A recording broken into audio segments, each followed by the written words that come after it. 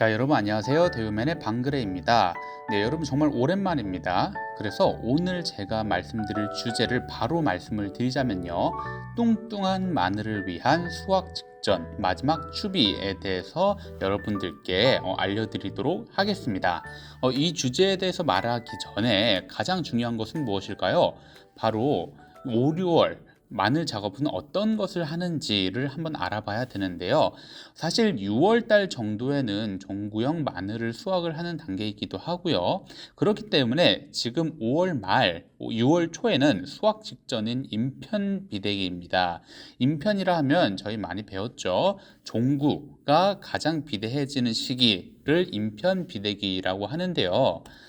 과연 이 마늘 비대는 어떻게 이루어지는지에 대한 원리부터 제가 설명을 하나하나씩 해드리겠습니다. 사실 마늘 비대 원리는요, 이렇게 다양한 표들을, 알고리즘들을 통해서 여러분들 비대가 되는데요. 사실은 굉장히 어렵죠. 그래서 제가 이 굉장히 어려운 원리들을 아주 간단하게 여러분들께 알려드릴 겁니다.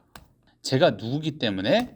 바로 방그레기 때문에 여러분들께 이 원리들을 아주 간단하게 4가지 요소만 생각을 한다면 아주 쉽게 이해를 할 수 있도록 제가 도움을 드리겠습니다. 그러니까 구독, 좋아요 꼭 해주시고요. 지금부터 시작하겠습니다. 구비대 원리는요, 이 4가지만 기억을 하시면 됩니다. 첫 번째는 에너지예요. 우리가 운동을 할 때 에너지를 사용을 하죠. 그 에너지를 말하는 것이고요. 두 번째로는 포도당. 이 포도당은요, 실제로 이 포도에서 따온 이름입니다. 그래서 포도당, 두 번째가 포도당 꼭 기억을 해주시고요. 세 번째는 탄수화물입니다. 탄수화물 꼭 기억해 주시고, 마지막으로는 호흡입니다.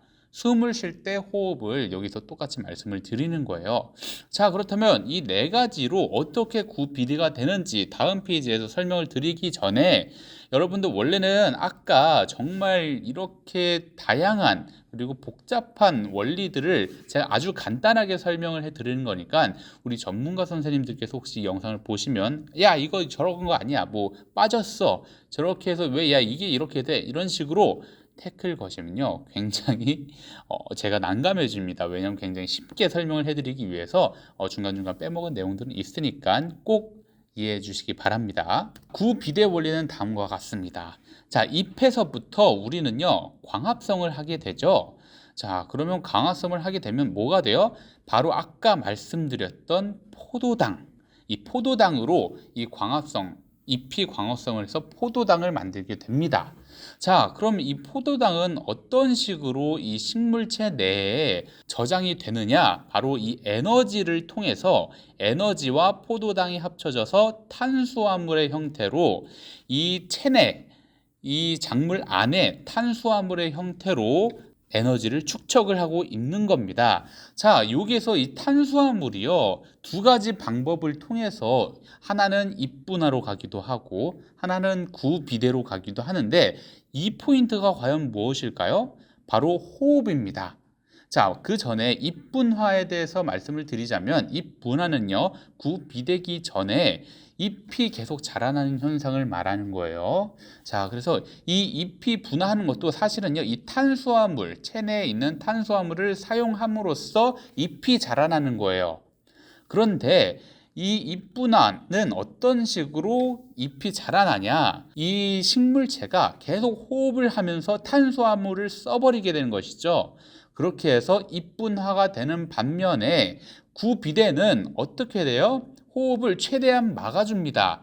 그래서 이 탄수화물을 계속 축적을 시켜주는 것이죠. 자, 그래서 탄수화물을 계속 지켜, 이렇게 하는 것이 바로 구비대로 이어진다는 거예요. 그러니까 탄수화물을 얼마나 지키느냐에 따라서 이 구비대가 잘 되느냐, 아니면 잎으로 빠져가지고 웃자람 현상이 되느냐의 문제입니다. 그래서 우리 보통 보면 웃자람 현상이 뭐죠? 마늘을 이렇게 키웠는데 구는 가만히 아주 조그마한데 그 위에 잎이 굉장히 무성할 때 뽑아보면 여러분들 정말 허탈하죠. 1년 농사 한 건데, 작년 9월, 10월부터 잘 자라게 한 건데, 이렇게 잎만 무성해서는 마늘, 양파 농사 안 되겠죠.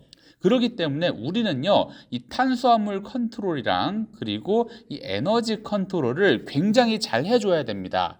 어떻게 해야 돼요? 우리는 인산과 칼륨을 이 구비대, 이 시기에 적재적소에 잘 넣어주셔야 돼요. 질소는 아닙니다. 왜 그런지 한번 설명을 해드릴 건데요. 인산 같은 경우에는요, 이 에너지를 구비대로 이동시키는데 가장 큰 도움을 주는 것이 바로 인산입니다. 인산은 에너지예요. 인산은 에너지를 인편으로 이동시키는 데 도움을 줍니다. 자, 두 번째로 칼륨이 필요하다고 말씀을 드렸는데, 이 칼륨 같은 경우에는요, 에너지가 인산이었다면 칼륨은 탄수화물을 이동을 돕습니다. 자, 그런데 아까 제가 이 구비에 대해서 가장 중요한 것이 뭐라 그랬어요? 탄수화물과 에너지, 포도당, 호흡, 이렇게 네 가지인데, 그렇다고 우리가 호흡을 멈추게 해줄 수는 없잖아요. 그래서 이 탄수화물을 잘 공급을 해줘야 된다. 그러기 위해서는 포도당과 에너지가 탄수화물로 합쳐지는데, 이 에너지를 도움을 주는 것이 바로 이 인산이고, 그리고 이 탄수화물을 구비대로 이동시켜 주는 것이 바로 이 칼륨이다. 이래서 우리 구비대제는요, 무조건 인산과 칼륨이 꼭 포함된 것을 사용을 하셔야 됩니다. 그래서 우리 채널이 뭐죠? 대유맨이잖아요. 그래서 대유에서는 어떤 제품이 있는지 제가 간단하게 설명드리고요, 마무리를 지어보도록 할 건데요. 대유에서는요, 마늘빅이라는 제품이 있습니다. 작년보다 올해 굉장히 큰 인기가 많은 제품인데요. 어떤 구성 성분이 이루어져 있는지 한번 살펴보자면, 당연히 인산이 18 정도 들어가 있고요, 칼륨이 11 정도 들어 있습니다. 질소는 안 들어가 있어요. 0이에요. 즉 인산과 칼륨이 들어간 것이 바로 구비대제로서의 가장 큰 중요한 역할이라고 했었죠. 이 마늘빅이요, 인산과 칼륨이 각각 18과 11, 그리고 미량 요소인 붕소 몰리브덴도 적절하게 들어가 있다. 그래서 여러분들 이 6월달 혹은 7월달에 마늘, 양파를 재배하시기 전에, 수확하시기 전에 꼭 이 마늘빅을요, 7일 간격으로 지금부터 1에서 3회 정도를 방제를 해 주시면 정말 큰 우리의 마늘 종구를 곧 만날 수 있다는 것입니다. 자, 사용 방법은요, 물 20ml에 20에서 40ml, 500에서 1000배죠. 이렇게 희석한 다음에 종구 소독이 아니라 종구 살포를 해주시면 가장 좋습니다.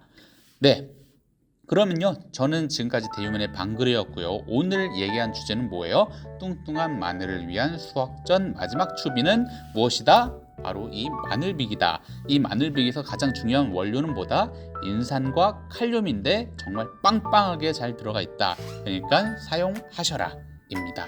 네, 구독, 좋아요, 알림 설정 잘 부탁드립니다. 감사합니다. 대유맨 구독, 좋아요, 알림 설정까지 부탁드립니다. 씨 뿌리고 수확까지 자라나라 자라나라. 너도 나도 성공농사 대유비료 기똥차다. 방방곡곡 구석구석